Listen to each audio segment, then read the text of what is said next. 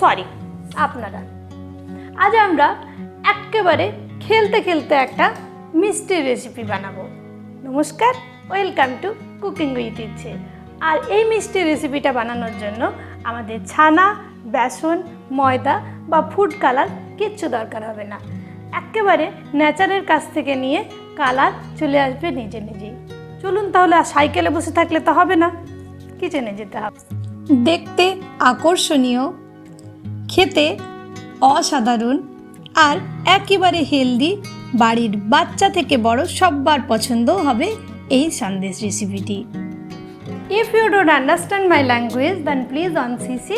My all recipe have English and Hindi CC, and enjoy my recipe in your own language. চলুন কিচেনে যাই। Recipe বানানোর জন্য এখানে 1 লিটার দুধকে আমি বয়েল করে নিয়েছি।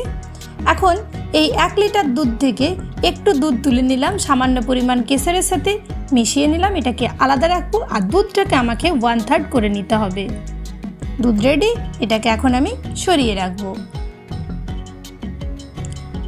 অন্য একটা পাত্রের মধ্যে দিলাম হোয়াইট অয়েল 1.5 চামচ বড় চামচের, আর 1 চামচ দিচ্ছি ঘি। তবে আপনারা পুরোটাই ঘি বা পুরোটাই হোয়াইট অয়েলে বানাতে পারেন।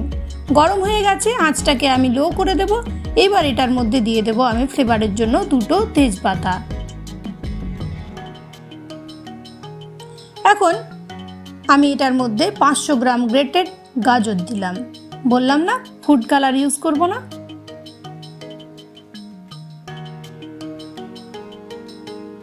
গাজরটার ময়েশ্চারটা পুরোপুরি এরকমভাবে ফ্রাই করে 4-5 মিনিট সরিয়ে দিতে হবে। দেখুন পুরোপুরি ড্রাই হয়ে গেছে। তখন আমি রেডি করে রাখা দুধটা এটার মধ্যে দিয়ে দেব। এটাতে জল দিতে যাবেন না, আর অবশ্যই গাজরের ময়েশ্চার ব্যাপারটাকে পুরোপুরি মেরে দিতে হবে। দিলাম আমি 25 গ্রাম কাজু, 25 গ্রাম কিশমিশ। এখন আমাকে নেড়ে চেড়ে এটাকে 15 থেকে 20 মিনিট পুরোপুরি বয়েল করতে হবে লো ফ্লেমে।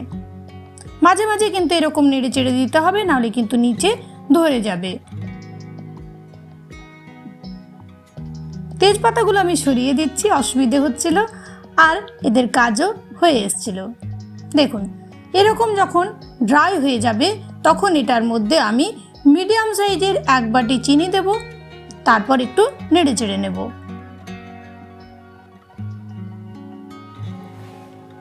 চিনিটা শুধুমাত্র মিষ্টির জন্য কিন্তু রেসিপিটাতে দেওয়া হচ্ছে না।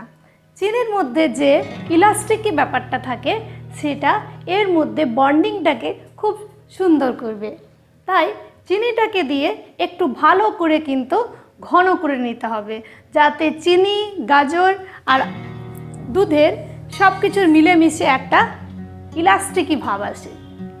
যদি আমার আজকের রেসিপি ভালো লাগে তাহলে প্লিজ একটা লাইক দিতে ভুলবেন না। কমেন্ট করে জানাবেন যে রেসিপি কেমন লাগলো। আর চ্যানেলে প্রথম দর্শক বন্ধু হলে প্লিজ ফুল ভিডিওটাকে ওয়াচ করে চ্যানেলটাকে সাবস্ক্রাইব করতে ভুলবেন না যেন।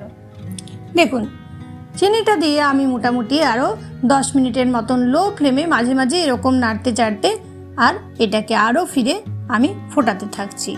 দিয়ে দিলাম আমি 10 মিনিট পরে আমাদের যে রেডি করে রেখেছিলাম সেই কেশর দুধটা আর একটু এলাচের গুঁড়ো। নেড়ে চেড়ে পুরোপুরি কিন্তু এটাকে এবার আমি ড্রাই করছি। আঁচটাকে মিডিয়াম করে দিয়েছি। দিয়ে দিলাম 1 চামচ গোলাপ জল, তবে আপনারা মিঠা আতর বা কেশরও দিতে পারেন। দেখুন এরকম যখন হয়ে যাবে, দেখতেই পাচ্ছেন পুরো ইলাস্টিকি আমাদের লাগছে, পুরো চিটচিটে একটা ব্যাপার চলে আসবে, তখন আমি এটাকে গ্যাসটাকে বন্ধ করে দেব। আপনারা এই অবস্থাতেও কিন্তু এটাকে ঠান্ডা করে খেতে পারেন, কিন্তু আমি এটাকে যেহেতু সন্দেশ বানাচ্ছি সেহেতু একটা থালার মধ্যে একটু ঘি দিয়ে ভালো করে চারদিকে লাগিয়ে এখন আমি ট্রান্সফার করে নিলাম গাজরের প্রিপারেশনটাকে।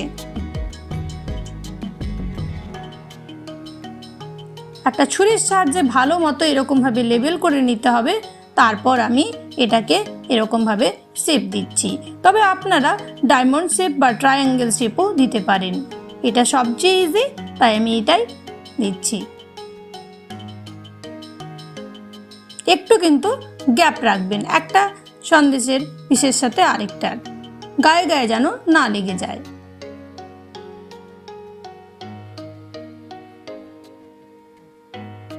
ওপর থেকে একটু কাজু দিয়ে আমি সাজিয়ে দিলাম, তবে আপনারা যে কোনো পছন্দ মতো ড্রাই ফ্রুট ব্যবহার করতে পারেন। আর একটু স্টেপটা আছে, ওপর থেকে সিলভারের পাত দিয়ে দিচ্ছি আমি। এটাও অপশনাল, আপনারা নাও দিতে পারেন, দিলে জাস্ট দেখতে ভালো হবে।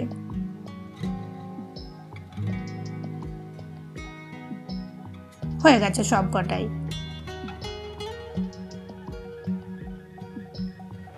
মিষ্টির থালাটাকে আমাদের ফ্রিজের মধ্যে রাখতে হবে 2-3 ঘন্টা, তাতে মিষ্টিটা খুব ভালোভাবে সেট হয়ে যাবে। ফ্রিজ থেকে বের করে এবার মিষ্টিটা আপনাদের প্লেটে সাজিয়ে দেখিয়ে দিচ্ছি। চলছে ফেস্টিভ সিজন, একদিকে নবরাত্রি, অন্যদিকে রমজানের মাস। একদিন বানিয়ে অবশ্যই আমায় জানাতে ভুলবেন না যে কেমন লাগলো রেসিপি। চলুন তাহলে ফাইনাল লুক।